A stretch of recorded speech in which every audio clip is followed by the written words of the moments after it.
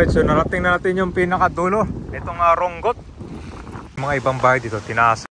Ito kadami na mga housing projects dito sa Laguna. Ang Marcos administrasyon ngayon ay nag-launch sila ng urban development. Ito ay gagawa ng mahigit 6 million housing units by the end of 2028. So pagkatapos ng term ng Marcos. So ito ay magbenepisyo ng maraming mga Pilipino at marami din mga trabaho ang mabibigyan nito sa paggawa ng mga bahay.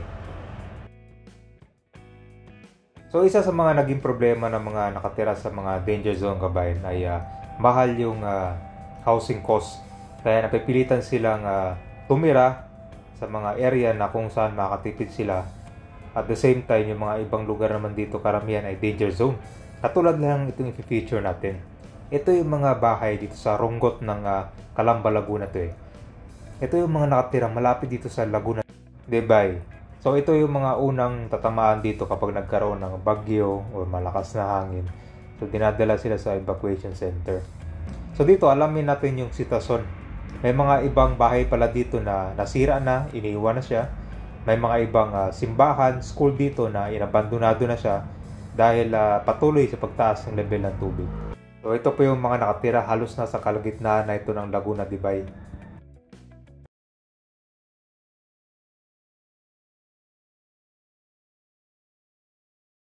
So ito po yung JP Rizal. Ito po yung bahay ni Dr. Jose Rizal na pinapasyalan dito sa Calamba, Laguna. Ito yung papuntang Ronggot. Malapit ito sa Laguna, Debay. So simula dun sa pinaka main highway, abutin pa to ng mga 10 minutes sa pinakadulo na nito. Ito nga Sitio Ronggot. Ito ay prone flood sa Pun dahil dito sa geographical location. Mga priority na kailangan mabigyan ng relocation panahon na ng tagulan.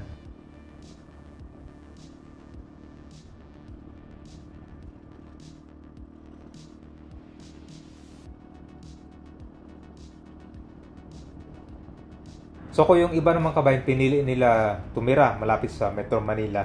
Ito naman, ito yung mga nakatira na malapit sa Laguna, Debay. Actually, parang nasa kalagitnaan na ito eh. So ito nga pupuntahan natin, meron itong school. May simbahan dati, tapos may mga ilang bahay pa na malapit sa coastal line na. So ito yung mga unang naabandonado na at wala na nakatira. So bago makarating doon, madadaanan pala natin itong ginagawang tulay. Ito naman yung simula sa Bukal Bypass Road papunta dito sa kabayanan ng San Jose. So matagal lang natapos itong tulay.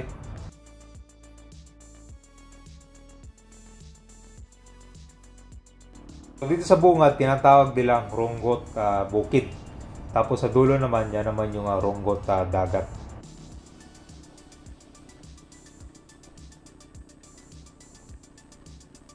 Ganito ang normal days dito kapag walang bagyo. Pero pag nagkaroon ng tuloy na ulan dito, usually ang gamit nila ito bangka para makarating dyan sa pinakadulo nitong Sitio Ronggot. Yan, dito matatanaw mo yung Mount Makiling. Saka mostly dito kang ba na palayan, tapos marami din mga nangingista dito.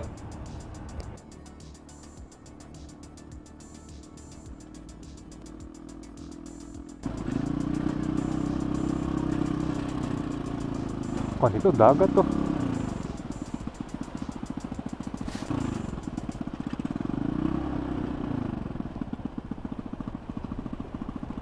Alright, so narating na natin yung pinakadulo itong Ronggot.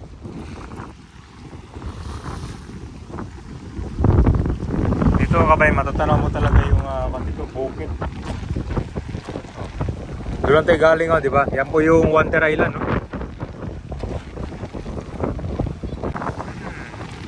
Mga ibang bahay dito, tinaasan na lang siya. Mukhang mataas yung tubig ngayon dito, sir, no? Hanggang saan po yung bahay dito, sir? Yun, yung may puti na yan? Ang lalim. Saan kayo, sir, lumilipat pag may bagyo? Sa Lote. Kasi ngayon, sir, medyo mataas tubig, di ba? O sakto lang. Okay, sir. Sige. So, sir, Ronggot to, sir, no? Parang geronggot. Okay. Kasi nga ba yun, ito na pa yung Laguna Tibay ngayon, no? Grabe naman pala, no? Then.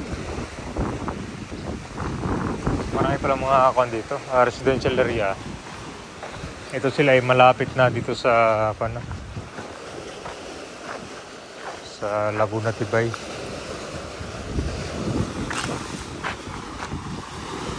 Itong bahay, bakang pa na nga. Ay, nabuta na siya ng tubig. Oh. Dito kasi malalakaran pa yan. No? Since birth, nandito na kayo? So, naranasan nyo na yung kon dito? Yung kon talaga, mataas sa tubig? Oo. Hanggang saan naman yung kon dito? Pinaka malala nung bagyo? Pero napunta kami sa evacuation. Saan yung evacuation, ma'am? Sa area sa labasan. So, ganitong panahon, malakas yung hangin o meron din mahina?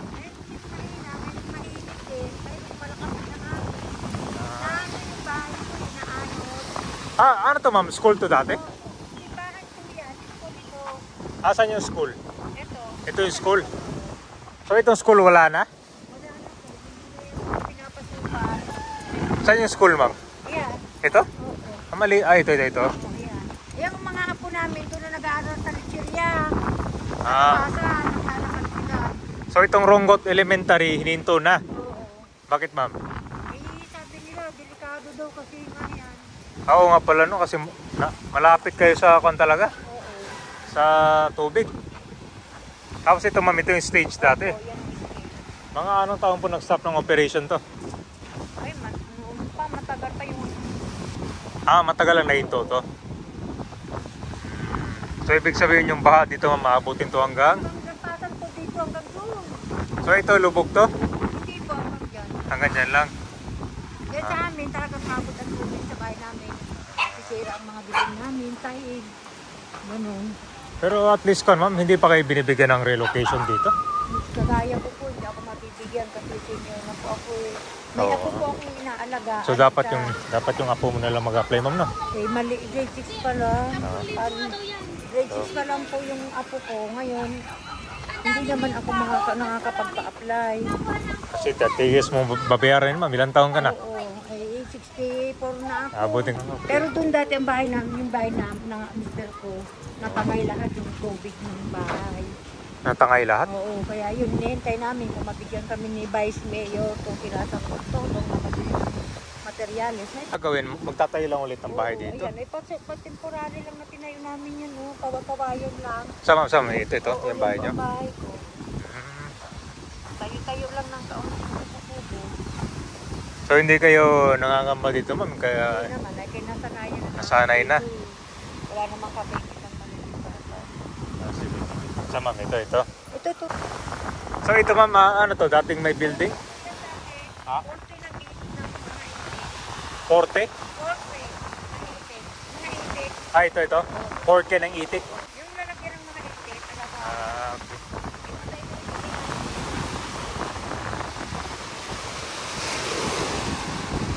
So ito ma'am, to parang beach dito? Anong tawag nyo dito? Parang beach? Wala na.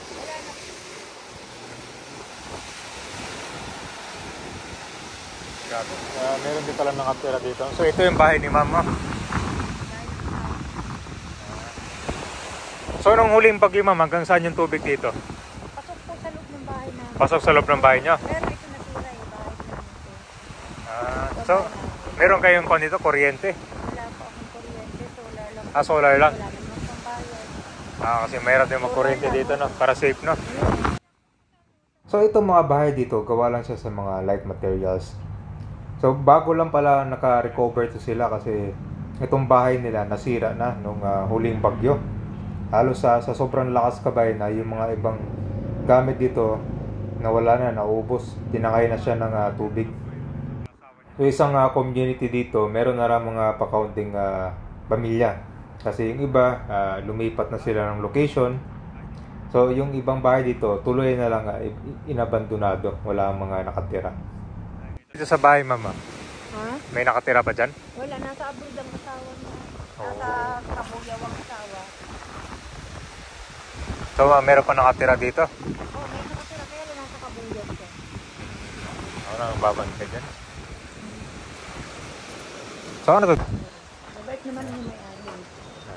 So ano ba? May binabantayan kayong lote ng may-ari dito? Wala, ito lang. Pinatira lang nila kami. Pag sinabing alis kami, di alis kami. Mukhang may... Apply nga kami dun. Hindi naman kami tinanggap dun. Yung mga anak ko tinanggap na. Kasi malalakas pa. Kahit sa kanila, yan, mga kataan. Tinatanggap. Pero yung katulad namin, wala. So dalawa pa lang to school, may school din yan? Simbahan yan. Simbahan? Ito ang daycare dati. Sa kinder. Ito, daycare? Oo, sa kinder yan. Ito naman sa grade 6 hanggang grade 5. So dalawang grade lang pala dito? Grade 5, grade 6, grade 4. Kabila na? Hati sila hati. Ito, daycare. Wala na. Pinangungayin ko, ma'am, dito. Saan dito? Itong simbahan. Oo, simbahan. Paano ka makarating dyan, ma'am? Ha? Lubog na eh. Dito. So may kalsada dati dito? Dati, ma'am, ganyan kataas yung tubig, hindi ba? So dati malalakaran nyo pa yan, nang hindi kayo nababasa? Oo. So kung na pala, tumaas na pala yung level ng tubig dito? Dati, wala tubig yun dyan. So ting-ting kuwan pala, kinakain na. Pero kasi nasa Laguna di ba kasi yun? Ayan kabay natin yung simbahan pala dati, oh. Nakakuha na, tumaas na yung level ng tubig. Kailan na hinto to, ma'am? Mga anong taon pa?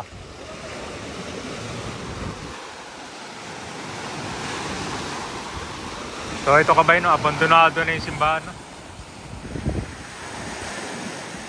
Pero matibay pa, no?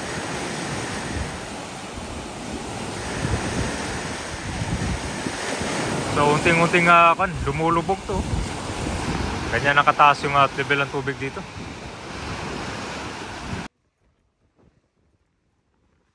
So ito po yung dating stage nitong school. Bali, grade school pala yung kabayan malapit dyan. Tapos merong kalsada dito na habang tumatagal nasisira na dahil sa sobrang lakas ng hampas ng alon dito. Kita mo yan, no? Ito napuntahan natin, normal days pa lang yan, ha? Hindi pa panahon ng bagyo yan. Hindi pa panahon ng malakas na hangin. So ganyan katindi na. Tsaka high tide yung tubig ngayon. Ito naman yung bahay na nasira na. Hanggang sa wala nang nakatira dyan, iniwan na lang siya, hindi na siya ni-repair. Yan. So hindi mo akalain na dating may mga bahay niyang kabayan, madadaanan pa ng mga tao yan. So habang tumatagal, tumataas yung level ng tubig dito, tapos pakaunti na lang yung mga pamilya na nakatira, yung iba lumilipat na sila ng mas malayo dito.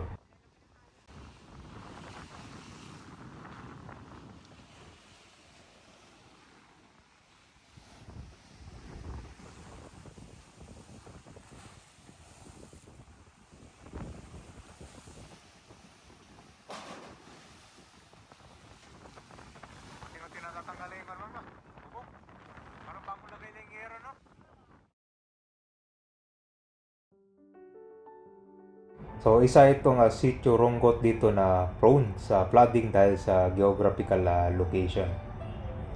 Sa likod kape matatanaw mo yung Wonder Island.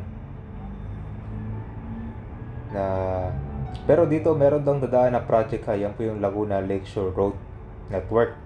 Simula sa Bukal, nadaan hanggang sa Taguig. Hindi ko pa alam kung saan dadaan, pero kasi dito sa lugar puro mga bukid yan, tsaka maraming mga pangingisda, karamihan ang buhay nila.